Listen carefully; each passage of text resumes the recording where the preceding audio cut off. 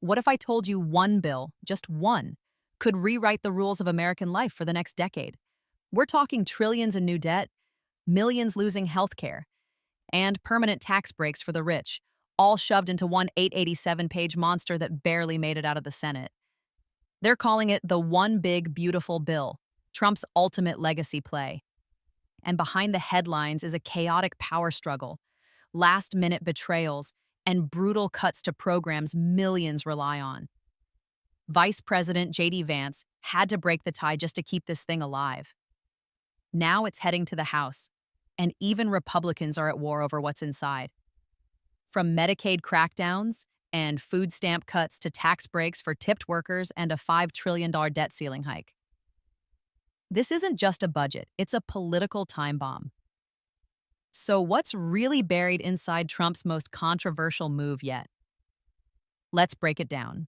It took everything just to push this bill through the Senate, and even that wasn't enough. In a dramatic 51-50 vote, the Senate passed Trump's One Big Beautiful Bill by the slimmest margin possible.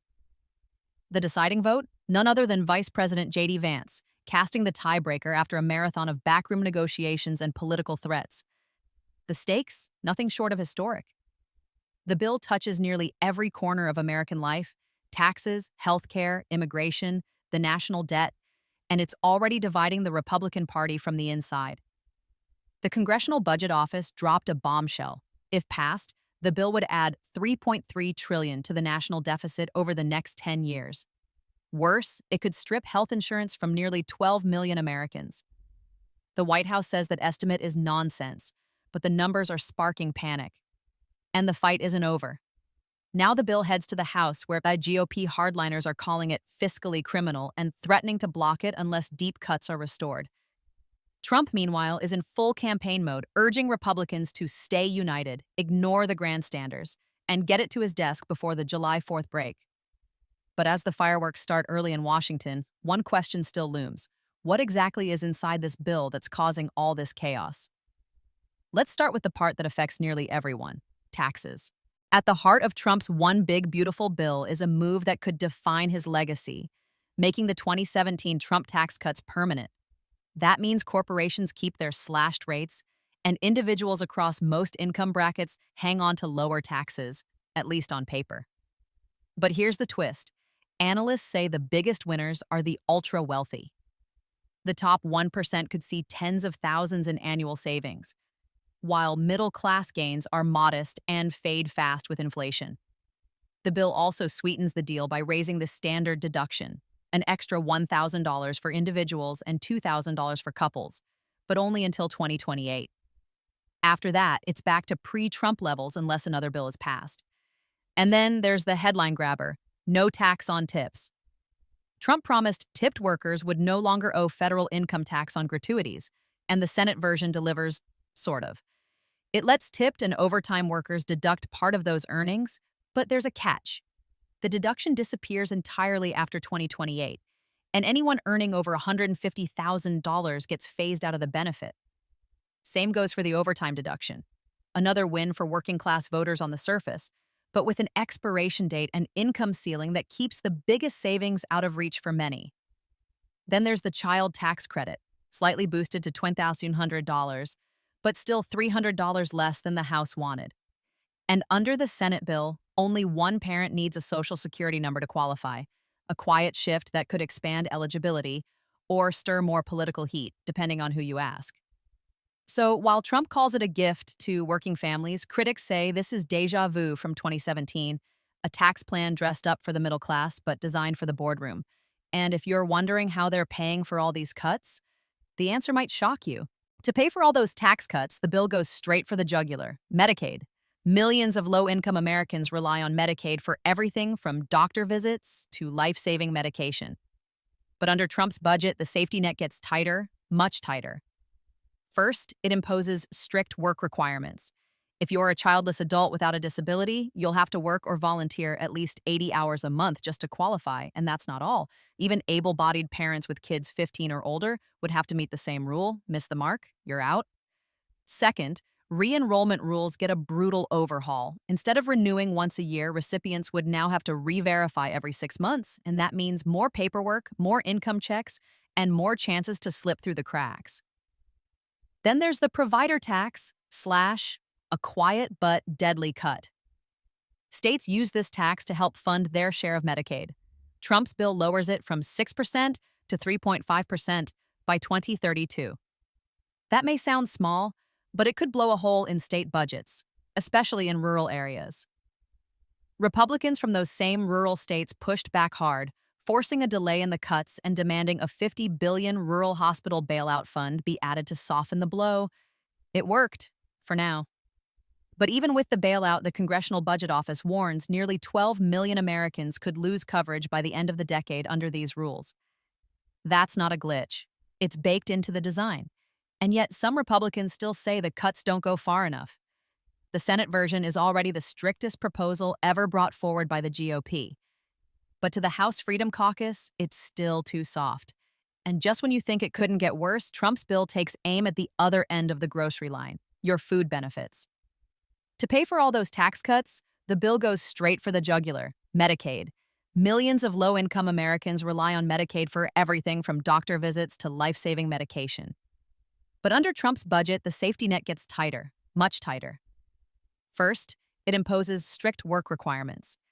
If you're a childless adult without a disability, you'll have to work or volunteer at least 80 hours a month just to qualify, and that's not all.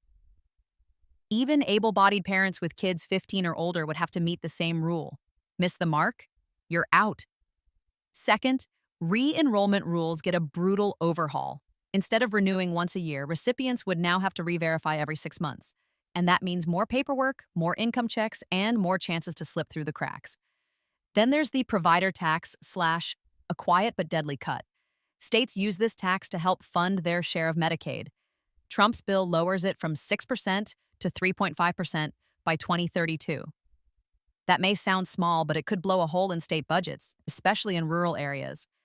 Republicans from those same rural states pushed back hard, forcing a delay in the cuts and demanding a $50 billion rural hospital bailout fund be added to soften the blow. It worked, for now. But even with the bailout, the Congressional Budget Office warns nearly 12 million Americans could lose coverage by the end of the decade under these rules. That's not a glitch. It's baked into the design. And yet, some Republicans still say the cuts don't go far enough. The Senate version is already the strictest proposal ever brought forward by the GOP. But to the House Freedom Caucus, it's still too soft. And just when you think it couldn't get worse, Trump's bill takes aim at the other end of the grocery line, your food benefits. If slashing Medicaid wasn't enough, the bill now zeroes in on the kitchen table, taking aim at SNAP, the Supplemental Nutrition Assistance Program, better known as food stamps. Over 40 million Americans rely on SNAP, but under Trump's bill, the burden starts shifting away from the federal government and lands directly on the states. Starting in 2028, states with error rates above 6%, meaning they miscalculate or mishandle benefits, will be forced to pay 5% to 15% of the program's costs themselves. For states already strapped for cash, that's a financial gut punch. And then come the work requirements. Right now, able-bodied adults without dependents have to meet certain conditions to qualify. But the bill raises the age cap. Now, anyone 18 to 64 must meet work standards to stay enrolled. Critics argue this change punishes older, working poor Americans who may be struggling to find stable jobs, especially in rural or high unemployment areas. Some carve-outs were added for Alaska and Hawaii, but only if they show a good faith effort to meet the rules. The message is clear. If you're not working enough, or if your state makes a paperwork mistake, you could lose your benefits entirely. Supporters say it'll promote responsibility and reduce fraud. But opponents warn it could pull the rug out from millions, especially low-income seniors, the disabled, and part-time workers stuck in unstable gig jobs. And the clock is ticking. These rules are already set in motion. But while food programs and healthcare face cuts, one part of the budget is exploding with cash. And it's tied directly to Trump's signature issue, the border. While healthcare and food aid are being trimmed down, border security is getting a cash tsunami. Trump's One Big Beautiful Bill pours more than $120 billion into immigration enforcement, a historic surge that covers everything from wall construction to detention beds. Here's the breakdown. $46.5 billion goes straight to building the border wall and related infrastructure. Another $45 billion is for expanding ICE detention capacity, More beds, more facilities, more people held longer. And around 30 billion is set aside to hire, train, and equip thousands of new ICE and Border Patrol agents. But that's not all. The bill also adds a new asylum application fee, the first of its kind. Originally, the House wanted to charge $1,000 per asylum seeker, but the Senate parliamentarian blocked that, calling it excessive and inconsistent with reconciliation rules. So the fee was dropped to 100, still controversial and still a major shift in how the U.S. handles asylum cases. Immigration advocates call it a barrier for desperate families. Trump allies call it a necessary deterrent. This section of the bill is a clear message to Trump's base. Immigration is still front and center, and the scale of spending here dwarfs anything else in the budget. But while border security might unify Republicans, the next fight is causing a civil war inside the party, one that pits red states against blue over a single, obscure tax rule. Beneath all the headlines, there's a quieter war playing out, and it's not about healthcare or immigration. It's about taxes on the rich in blue states, and it's tearing the GOP apart from within. It all comes down to one thing: SALT. The state and local tax deduction. Under current law, Americans can only deduct up to $10,000 in state and local taxes from their federal returns. It's a cap that's hit hardest in high-tax states like New York, California, and New Jersey, where property taxes and income taxes are sky-high. Trump's new bill would raise the cap to $40,000, but only temporarily, so after 5 years it drops back down to $10,000. That 5-year sunset clause has triggered rage from House Republicans in blue states who wanted the higher limit made permanent. Without it, their wealthy suburban donors and voters may see massive tax hikes. The Senate, with no Republicans from high-tax states, didn't face the same political pressure. But that created a dangerous split. House Republicans are threatening to block the entire bill unless the SALT cap stays lifted for good. Some argue raising the SALT cap only helps the rich, but supporters say middle-class homeowners in expensive regions are getting squeezed too, especially as inflation and property values climb. It's a regional tug-of-war, and one that could decide whether the bill lives or dies in the House. And while Republicans fight over taxes and deductions, the bill's most dangerous gamble may still be ahead, because it doesn't just change spending. It raises the U.S. debt ceiling by a staggering $5 trillion. Buried inside the bill, almost like a footnote, is one of its most explosive features: a $5 trillion debt ceiling hike, the biggest in U.S. history. For context, the debt ceiling is the legal limit on how much money the government can borrow to pay for spending that Congress has already approved. And right now, the U.S. is racing toward that limit fast. Treasury Secretary Scott Bessent has warned if Congress doesn't act by mid-July, the government could start defaulting on its obligations by August, right when lawmakers leave for summer recess. Trump's bill aims to solve that problem by baking the debt limit increase directly into the budget, using the budget reconciliation process to bypass Democrats entirely. No 60-vote threshold, no negotiation, just a raw, simple majority, and a massive hike. The House originally proposed a $4 trillion increase, but the Senate pushed it to $5 trillion, a move that's triggering alarm from fiscal hawks and deepening GOP infighting. Congressman Keith Self called it fiscally criminal and accused Senate Republicans of ignoring the House framework entirely. Other Freedom Caucus members have warned they'll tank the bill if the debt limit isn't scaled back or offset with deeper cuts. To Trump, this is about stability and speed, avoiding a full-scale economic crisis during an election cycle. But to critics, it's political sleight of hand, trillions in borrowing with no serious plan to pay it back. And this brings us to the final chapter, where political legacy, re-election strategy, and internal GOP warfare all collide. With the bill hurtling toward the House floor, the question on everyone's mind is simple: is this Trump's crowning achievement, or a disaster waiting to explode? Trump has been relentless, blasting critics and grandstanders on Truth Social, urging Republicans to stay united and push this through before July 4th. For him, this bill is more than policy. It's a legacy play, a way to lock in his vision of America for years to come. But inside the GOP, the battle lines are clear and brutal. Hardline conservatives, especially in the House Freedom Caucus, warn the bill is reckless and fiscally irresponsible. They point to soaring deficits, cuts to Medicaid and SNAP, and a debt ceiling increase that could saddle future generations with crushing debt. Moderate Republicans, meanwhile, worry about alienating suburban voters in blue states, especially over the SALT deduction fight. Democrats have already slammed the bill as a regressive tax scam that would devastate working families and the most vulnerable Americans. So, what happens next? The House vote could come any day. And with razor thin margins, every single Republican lawmaker holds the power to make or break the bill.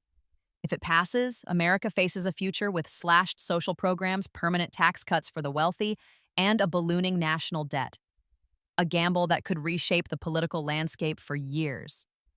If it fails, Trump's credibility takes a hit, and Congress faces a new scramble to avoid default and government shutdowns.